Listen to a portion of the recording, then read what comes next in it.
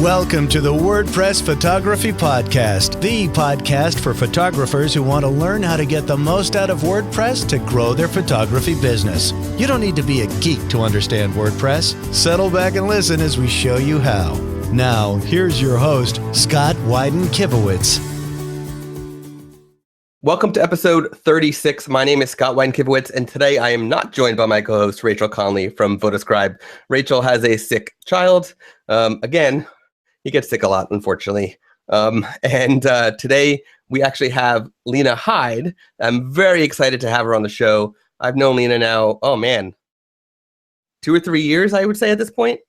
And had the pleasure of meeting once over the years. Lena operates a boutique photography studio in Portland, Oregon. She believes in 3 essentials for highly successful and sustainable photography business: quality, service, and products.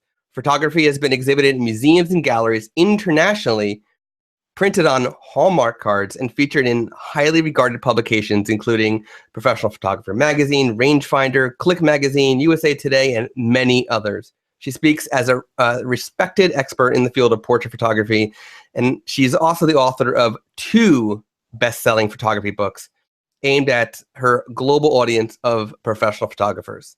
And my favorite part about Lena, even with all of that, she is the creator of Design It Glow. If you haven't heard of Design It Glow, you better get on it, because Design It Glow has been around since 2016, so 11 years at this point. 2006, yes. 2006 is what I meant to say. So 11 years, and it has been a leading provider of designs for branding and many other things in the photography industry. Design It Glow offers photography education, courses, frames, albums, packaging, templates, and instant design and printing services for photographers and other creatives. And I've been a fan of Design It Glow for so long. I know a lot of my wedding photography friends that use Design It Glow products, and I'm just really happy to have you on the show, Lena. It's been a long time that we've known each other at this point, yeah. And it's great to get to know you over the years and learn from you and whatnot. And so, welcome. Thank you. Thanks for having me today. Yeah. And today you're my guest and my co-host. Perfect. So before we dive into what's going on with you, I just want to talk a little bit about WordPress photography related news. Today we only have one bit of news. Ad Espresso is a company who makes a service that allows you to easily create and edit and optimize your Facebook ads. Just released a WordPress plugin that makes it so simple. I have never seen a plugin for Facebook ad tracking done so beautifully. They make it so simple for anybody to add their Facebook ad tracking pixel to their WordPress website. And they make it with Facebook button integration. Instead of you having to go to Facebook, do all this, create your app, then copy and paste all these different API, secret keys and public keys, etc. You're just creating your pixel, your ad account with a pixel, and then hitting a button on the plugin side, and it's grabbing it for you. It's beautifully done.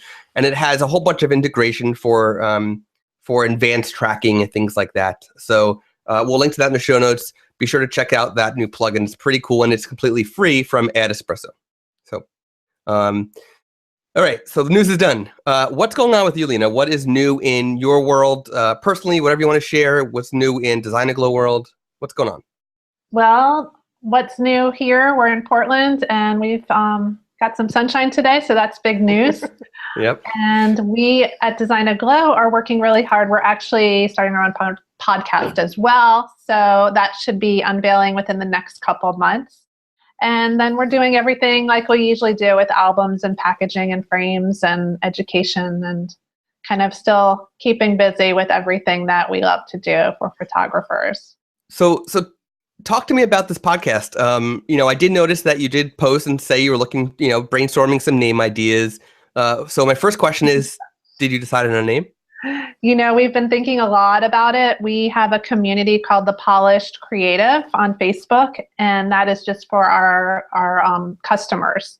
Mm-hmm. And we were thinking of calling it The Polished Creative, The Polished Photographer, and then we thought we need to just call it Design It Glow Podcast, because we have so many customers already and brand recognition that to start over from scratch We've done this before, and it can be confusing and frustrating. And we have such a good reputation already, so we might as well stick with it.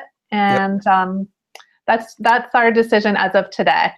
I like it. Yeah. And what's going to be the general premise of the show? Is it going to be just purely design, or is it going to be something more broad? No, it's not going to really be too much design or technical, but it's going to be more about our passion, which is the business of photography and the art of business. So that's where we really push hard, and that's where we want to support people, because there's already so much out there as far as, creating art and tech, but there's not a lot out there right now on creating a sustainable business from leading experts, not just one person telling you what they do and do it my way, but we pull from hundreds of contributors. So that's what we love, and we like giving that to our fan base. So that should be coming in a couple months.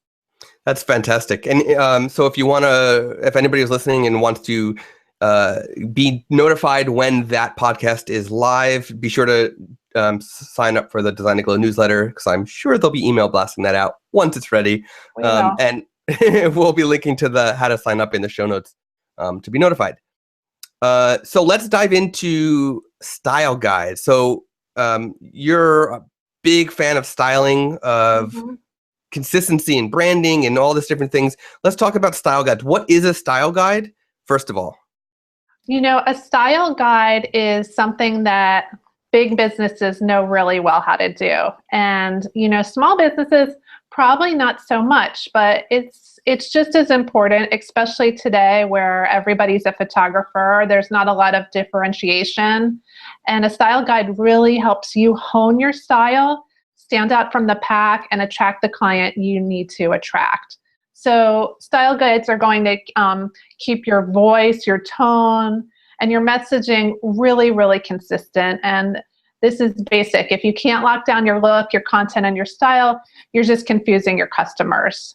And you want to have your brand identity and your quality consistent across all channels. And I know you're really interested in the website, but that's only a fraction for photographers. It is your window to the world. So that's where most people will see you. And the style guide is perfect for web as well as print, and even the way you speak and dress and pretty much all of that. So is the style guide something that you recommend having as like a readily available Word document, a PDF, just a page on your site, anything, or something specific? So this is not something you share with the public. This is something just for you.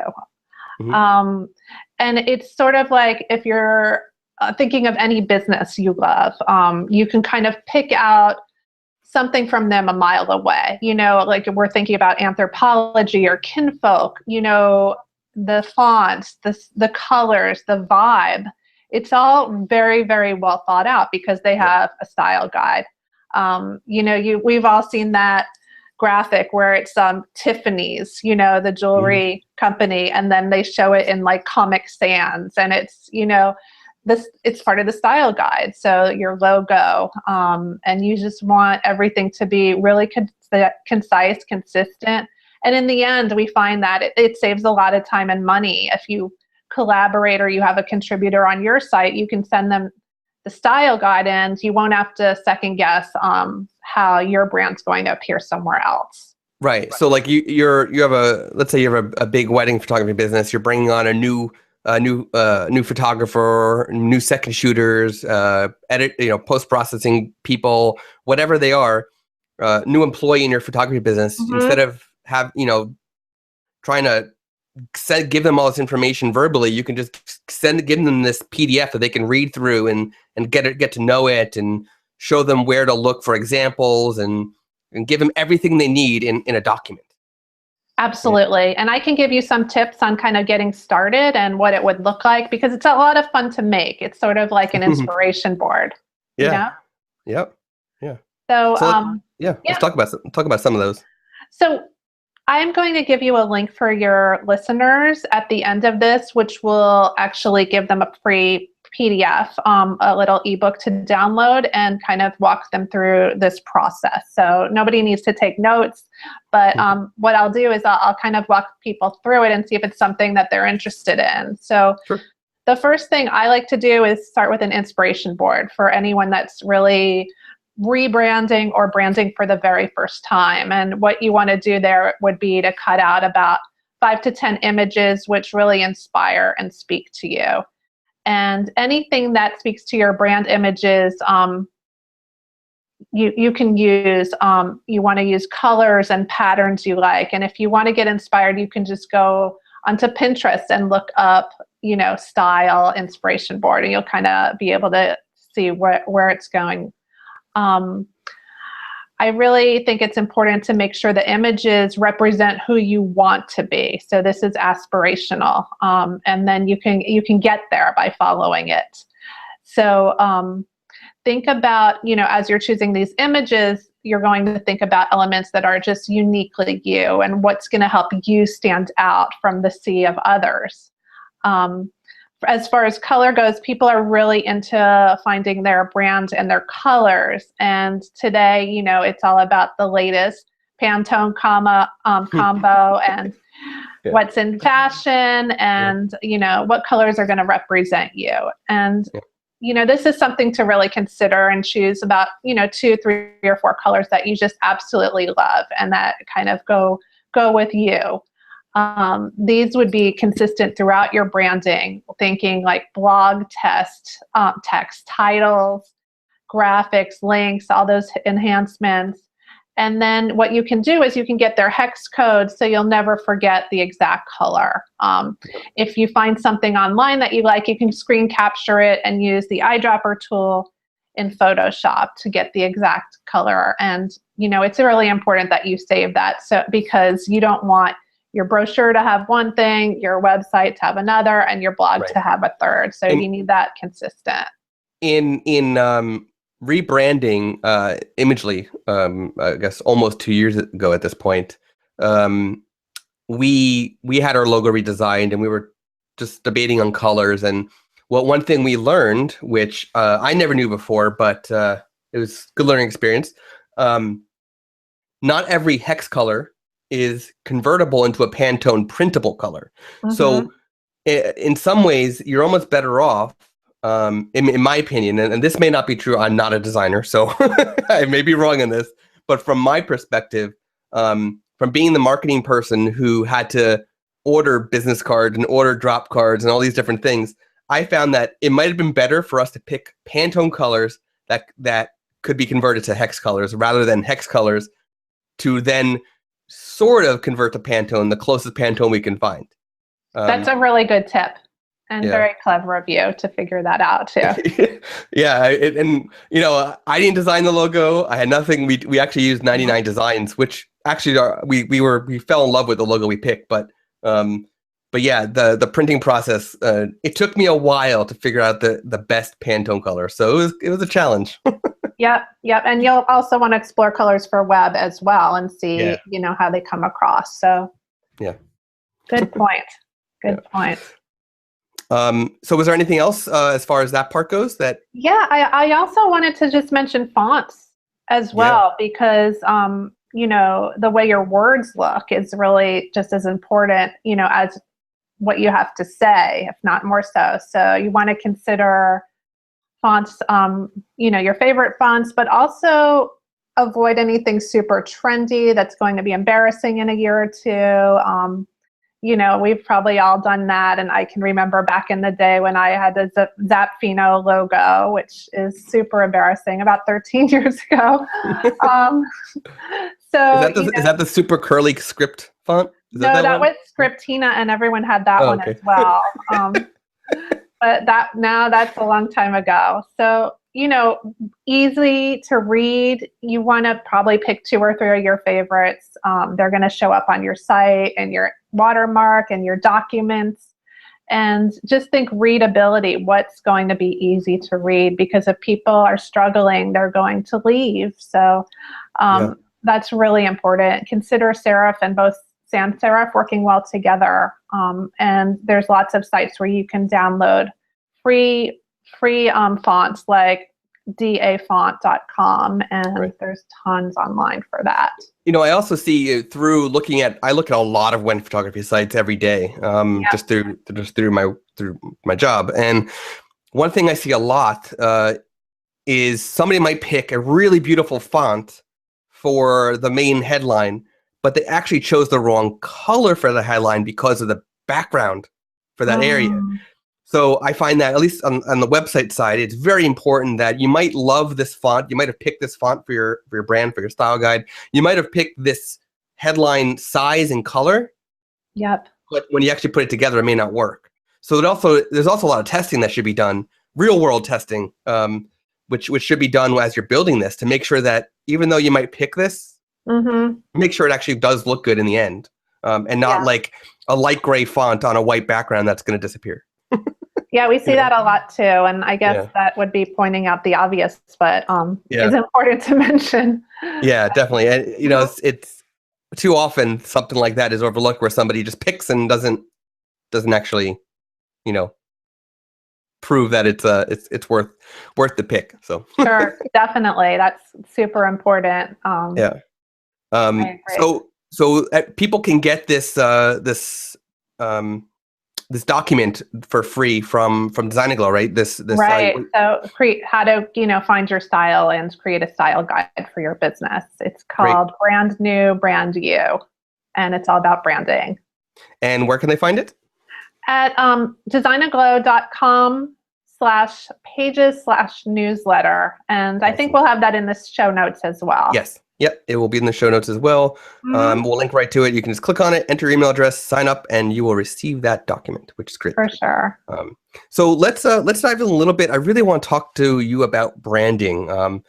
And years ago, and I think you stopped recently, you were making templates for photography websites, right? So correct. I'd love to. And you weren't making the theme; you were just making a child theme, so to speak. So the ability to take this theme and just use a Design to Go styling for it. And so I want you understand photography websites deeply. You obviously understand branding and design. So I want to talk about branding across website and offline marketing materials. Obviously, having a style guide is important, as we just discussed. But let's actually talk about the perception on the customer side. If you have, let's say, a WordPress website and then a Zenfolio or Smugmug gallery for your clients, that the branding doesn't match, how does that come across? And what kind of advice would you give for photographers to think about it to improve on that issue?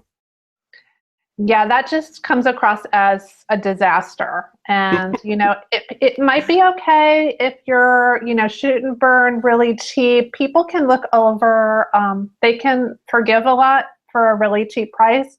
But I don't think most of us want to be that cheap photographer that just kind of has a hodgepodge thrown together, because that isn't really a great way to have pride in your work and to attract the customers you need to attract to stay in business for the long term. So consistency is everything as for branding. It needs to all come together seamlessly. If you're bringing a client over to another site for proofing, that needs to be perfectly integrated or not happen at all. So are you saying that logo, and let's say like logo matches, but the menu color is slightly off, or the design of the menu on the proofing site has a line in between each menu item where your main website doesn't? If something like that minor, that big of a deal for consistency wise? I think so personally, for where I'm at in my business. Again, it depends. Like if you're maybe, the Walmart experience versus, Saks, those things are important. The higher level you go, the more it needs to be seamless and perfect. And, that's why having a document where you can outline all that and make all those choices instead of just doing it on the fly. Or, I know you're so excited when you get your new blog and you want to plug it all in right away, but just Right. not going full steam ahead and doing that thoughtfully, with intention will help in the long run. And Yep. I would definitely suggest that. Yeah, I completely agree. And so moving beyond just the website, let's talk about a little bit of offline and also more online, but not website related. So you have your website, you have your brand, your style guide, everything is there on your website. You start making pricing sheets and contracts and all these things that also keep your style there. Your branding is all in those documents as well. And that's more of the obvious as well, that anything that is digital should be consistent. However, what are your thoughts on emails? I'm not talking about newsletters. I'm talking about individual emails to clients. Should maybe your logo's in the signature, but maybe not. Should your individual emails to clients sort of be in this letterhead type look, an HTML, for example, email that still keeps that whole branding consistent in a single email, or should you just keep it simple, make it text, and add your logo and signature? Like what do you recommend as far as that goes? I have a bunch of email signatures. So when a client books me for newborn, I have a presentation that goes out. I have a different one for maternity and family. So those are just signatures. They're beautiful, and the right thing goes out to them. For everyday communications, I think it's fine just to use text and have your signature at the bottom. One thing I do want to mention is that your voice is part of your branding. So you need to be really clear on a consistent tone, whether it's playful, serious, down to earth, for keeping your website, your blog posts, your social media, and your email super consistent. You could even have a list of words or phrases or concepts that shouldn't be used. But for email, I always keep it very professional. I think another thing that is super important that I see today causing tons of disasters is people texting with clients. It usually never ends good. And when I see people posting screenshots back and forth, it's pretty horrifying to see, people talking about their pricing and so casual, with emojis and just, text speak. It really, really kills the brand faster than anything I could even imagine. So what about Facebook page messages or even personal profile? These days, clients are even friending you on Facebook outside of the business page. Yeah. What about Messenger through Facebook? Is that as bad as text messages? It's not as bad. It's not super professional, but again, even major brands are doing it. I think as long as you are professional, and it's not this back and forth thing on Facebook, which really devalues your brand, but they send you a message, hey, I'd love to chat with you. Can I give you a call in 10 minutes? Right. And on Facebook, if it's a page, if it's a Facebook page message, you can actually auto reply with that. Yeah, I would definitely do that. Yeah. Great. Yeah, I love what you're saying, and I completely agree wholeheartedly with that. So I want to talk a little bit more about the design itself. Now, Design and Glow has a lot of templates, and we've talked about templates on previous shows, and sometimes templates get a bad rep because of the word itself. Right now. WordPress themes are templates, designs are templates, a lot of albums are template based. And so I want to talk about how it's not really a bad word and how templates are actually good for you, and talk about why professional designs that are templates are actually can typically be better than just your homemade design that you, the photographer, just create, right? Yep. And it's the exact reason why you would outsource to have your logo professionally done, or outsource to have, you're sending out your business cards instead of printing them at home. Let's talk about templates. Why do you recommend having a professionally made template rather than a homemade design?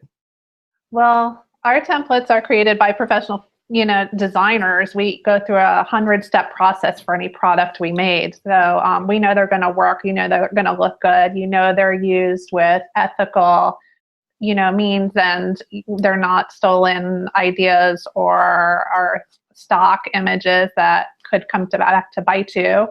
So everything we do is very up and up. It works, and it's created by pros. I know photographers are great at photography, not so much at graphic design. And it's also nice to kind of practice, what you preach and be a photographer and, let the experts handle what they're good at. Another thing is we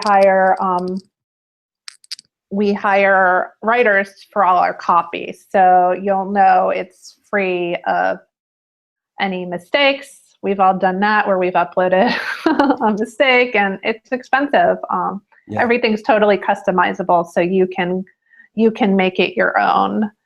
And, so there's no worry about photographer in let's say New York City buying a template from you, adding their branding, their brand to it, and then somebody in Albany, New York, buying it and then looking exactly the same, because your template is customizable. It's not There's a lot of room for images.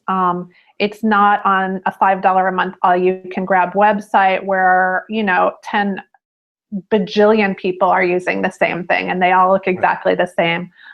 So there's a lot of room for individuality, and our templates are kind of purposely created so that the focus is really on the artwork as opposed to the design elements, because we don't want to detract from what the photographer is there to present. We want to enhance it. And I think it's important to note that the templates that you provide are not just like, okay, this is just a price sheet, right?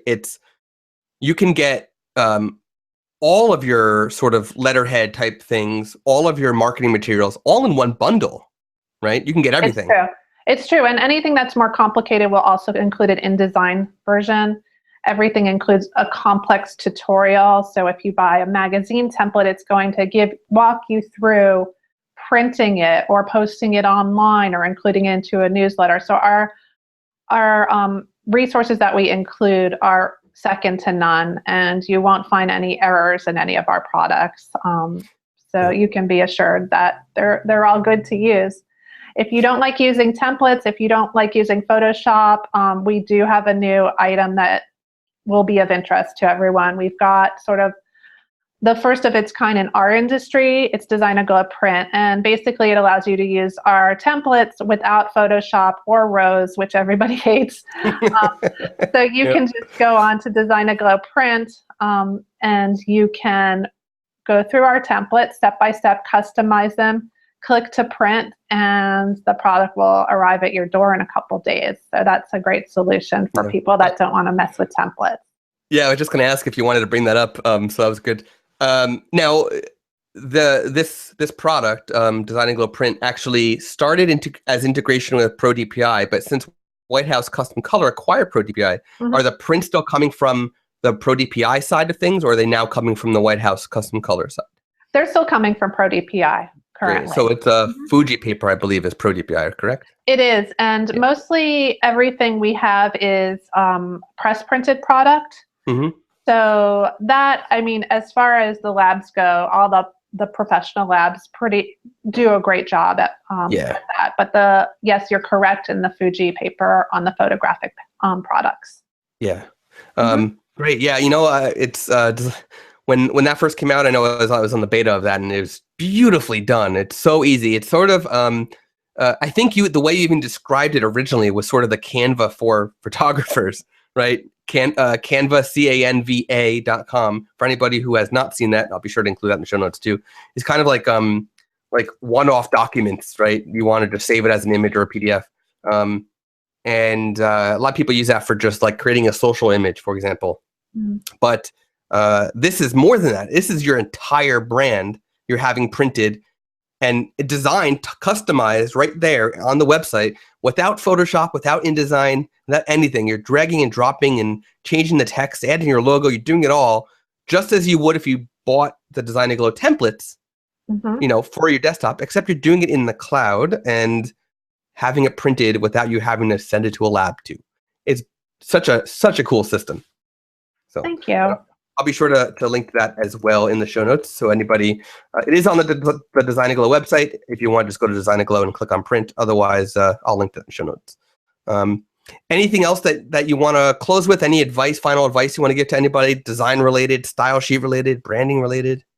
Oh, geez. Rayless, I put you on the spot. You know what? For me, it's just all about consistency, finding out what you can offer that is not already out there 100 times, and just working on that point of differentiation, I believe, is everything. Yeah. Consistency is so important. Yep. I've been saying that for so long, and I'm glad to have you here to strengthen my thought on that too. Happy to do that. I really appreciate you joining me on the show today, Lena. And I can't wait to talk with you more. See what else you and Design and Glow have up your sleeves. I know there's so much in the works. Before we close up, you were telling me earlier that there's I don't want to add in a sad bit of news, but I definitely want listeners to know, because we've talked about it before, about a Glow magazine. Without going into too much detail, you're shutting down a Glow magazine soon. We are. The costs involved with printing it were just astronomical. We weren't making any money on it, but we were losing a lot. So when the 4th quarterly issue was done, we decided to not print anymore. And the trouble is, it was our passion project, and we loved it, and we believe in it. It's so beautiful. Yeah. So what I think we're going to do now is transition it to a quarterly mini magazine, same features, same inspiration, great content. It'll be quarterly. It will be a little bit smaller, and it will be a freebie for Design and Glow newsletter subscribers. Wow. So that's something to look forward to. We're working on our first issue right now. It will have Inside Real Studios. It will have What I Wish I Knew, all of the things that Design and Glow is really known for, the features that people come to us for. A lot of smart business advice. Our first one's going to have some photographer Mad Libs in it as just nice. A fun piece. That'd be great. So we are super open to any ideas people have, and this will be a lot of fun for us without the astronomical printing costs. Right now we are having a big blowout on the magazine. We have a few copies left. For anyone that's interested, they can get in touch if they want a keepsake copy. Fantastic. And I backed the Kickstarter. I loved every issue, and they're definitely on my bookshelf and staying there for the end of time because they are so beautiful. And same. I totally understand when you say that it was expensive, because they are definitely the best quality printed magazines in the photo industry, at least, I've ever seen. They are incredible. So, yeah, they are. We found the top printer in the world, and of course, that was important to us. We're not willing to compromise. So yeah, it'll be a keepsake. For sure. Yeah. Each issue, they're all right there. Well, thank you, Lena, for joining today. You can find the show notes from today's episode at imagely.com/podcast/36.